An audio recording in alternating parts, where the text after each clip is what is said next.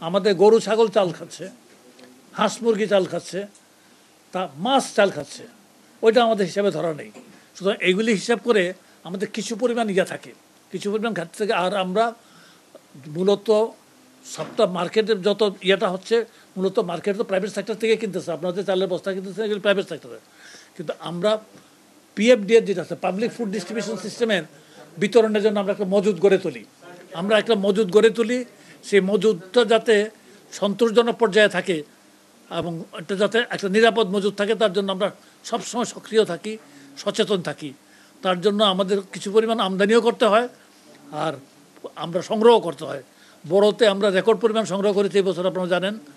আর যেহেতু আমাদের public food distribution system ক্রমান্বয়ে সম্প্রসারিত হয়েছে, এই গভর্নমেন্ট অন্তর্বর্তীকালীন সরকার আসার পরেও কিন্তু আমরা খাদ্য বান্ধব কর্মসূচি বলতে যেটা বলা হয় সবচেয়ে বড় কর্মসূচি যেটা আমাদের, এটা আগে 5 লাখ আমার 5 মাস দেওয়া হতো 50 লাখ লোককে, 50 লাখ পরিবারকে 30 কেজি করে চাল 15 টাকা দামে। আমরা এটাকে করি 6 মাস ব্যাপী এটা কর্মসূচিটা চালনা করি। এর মধ্যে নভেম্বর সহ 4 মাস হয়ে যাবে।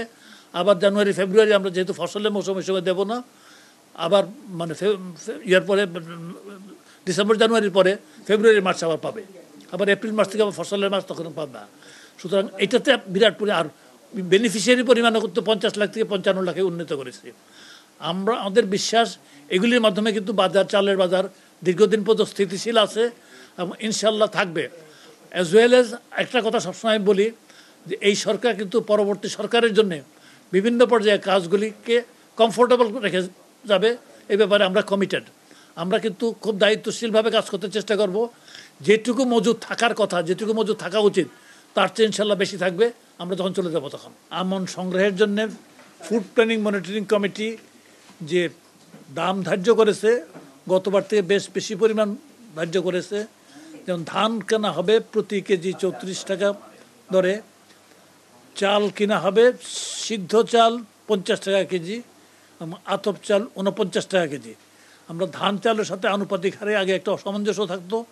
আমরা দেখেছি হিসাব করে যে 100 কেজি চালে কত কেজি, 100 কেজি ধানে কত কেজি চাল হয়, ওই হিসাব করে দেওয়া হয়েছে।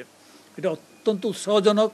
এটা করতে দেওয়া কৃষকদের মধ্যে যেমন উৎসাহ দেখা দিচ্ছে, অ্যাজ ওয়েল এজ মিলারদের মধ্যেও, তারাও তো তাদের প্রোডাক্ট বিক্রি করতে চান, লাভে বিক্রি করতে চান, তাদের মধ্যে উৎসাহ দেখা দিচ্ছে। এর মধ্যে বেশ কিছু চুক্তি হয়ে গেছে।